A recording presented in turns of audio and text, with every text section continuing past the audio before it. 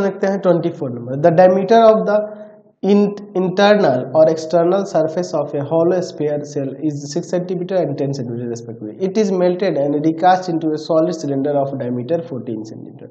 Find the height of the cylinder. देखिए क्या कह रहा कि एक स्पेरिकल हॉलो सेल है, ठीक है, इसको मेल्ट किया जा रहा और इसको मेल्ट करके क्या बनाया जा रहा, सॉलिड सिलेंडर बनाया जा रहा। चलिए ये मैं यहाँ पे फिगर को पहले कंस्ट्रक्ट कर देता हूँ। तो इसका डायमीटर दिया है इंटरनल और एक्सटर्नल, तो हम लोग इसका रेडियस भी तो लिख सकते हैं ना जी। तो इसका इंटरनल रेडियस कितना हो जाएगा, तो जब डायमीटर यहाँ पे 6 सेंटीमीटर है तो रेडियस हो जाएगा यहाँ से 3 सेंटीमीटर, और एक्सटर्नल 10 सेंटीमीटर डायमीटर है तो रेडियस हो जाएगा 5 सेंटीमीटर। इसको मेल्ट करके यहाँ पे एक सिलेंडर बनाया जा रहा है जिसका डायमीटर दिया है 14 सेंटीमीटर। तो इसका हाइट क्या होगा ये हमें यहाँ पर निकालना है। चलिए तो पहले मैं ये सिलेंडर यहाँ बना देता हूँ, फिर उसके बाद हम लोग देखते हैं। चलिए इसका हमें हाइट निकालना है जबकि डायमीटर दिया है, तो डायमीटर दिया हुआ है तो इसका रेडियस नहीं लिख सकते, तो रेडियस हो जाएगा यहाँ पे 7 सेंटीमीटर और हाइट हमें नहीं पता है, इसको हम लोग सपोज कर लेते हैं कि ये h है। हम लोग ले लेते हैं कि let the height of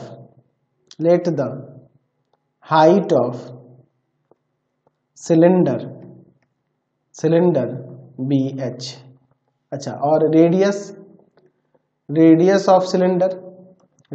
of the cylinder का रेडियस जो होगा हम लोग यहाँ पे कैपिटल से डिनोट कर देते हैं, जो कि होगा 14 और बाई में 2 है ना जी। डायमीटर का हाफ 7 सेंटीमीटर। अच्छा, अब इसके बाद देखिए इनर और outer radius. Inner radius of hollow spherical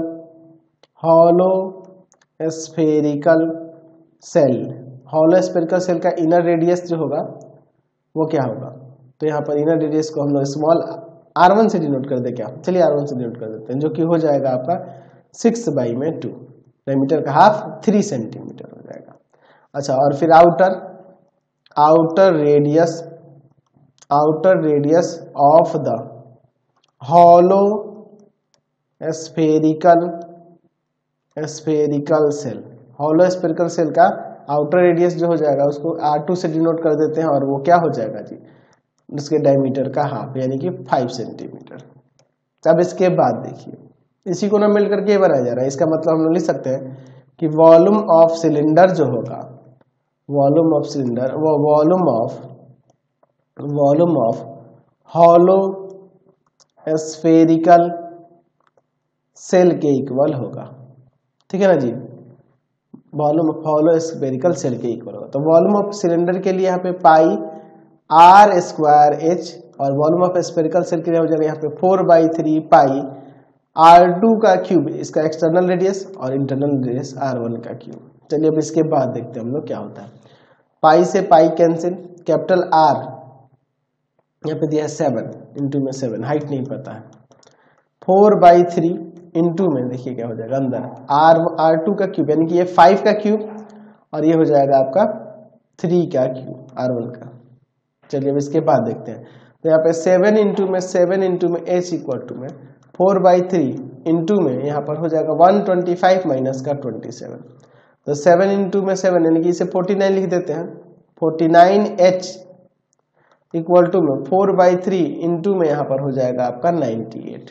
तो अब देखिए इसके बाद हम लोग h इक्वल टू लिख सकते हैं 4/3 इंटू में 98 और बाई में 49, ये चला जाएगा इसे 2 टाइम्स में, तो यानी कि हो जाएगा h इक्वल टू में 8/3 सेंटीमीटर। 8/3 यानी कि आप चाहो तो इसे 8/3 को डेसिमल में भी कर सकते हैं, या इतना ही रहने दो कोई दिक्कत नहीं है। तो हम लिख सकते हैं देयरफॉर हाइट